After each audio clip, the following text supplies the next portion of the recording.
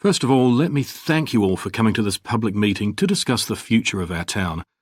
Our first speaker is Shona Ferguson from Barford Town Council. Shona. Thank you.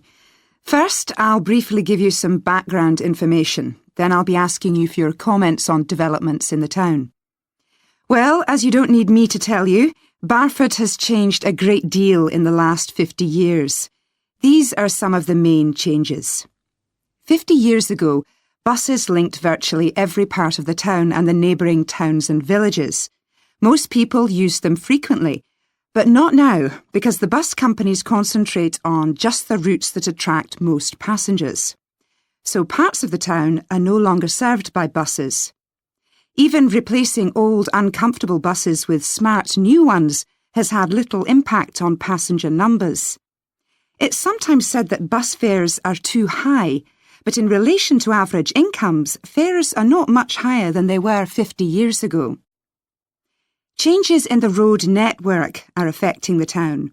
The centre was recently closed to traffic on a trial basis, making it much safer for pedestrians. The impact of this is being measured. The new cycle paths separating bikes from cars in most main roads are being used far more than was expected, reducing traffic and improving air quality. And although the council's attempts to have a bypass constructed have failed, we haven't given up hope of persuading the government to change its mind. Shopping in the town centre has changed over the years. Many of us can remember when the town was crowded with people going shopping. Numbers have been falling for several years, despite efforts to attract shoppers, for instance by opening new car parks. Some people combine shopping with visits to the town's restaurants and cafes.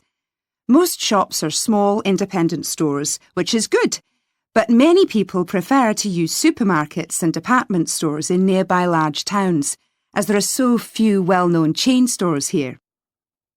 Turning now to medical facilities. The town is served by family doctors in several medical practices, fewer than 50 years ago, but each catering for far more patients.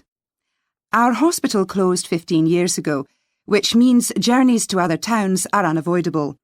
On the other hand, there are more dentists than there used to be.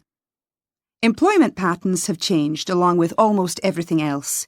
The number of schools and colleges has increased, making that the main employment sector. Services such as website design and accountancy have grown in importance, and surprisingly perhaps, manufacturing hasn't seen the decline that has affected it in other parts of the country.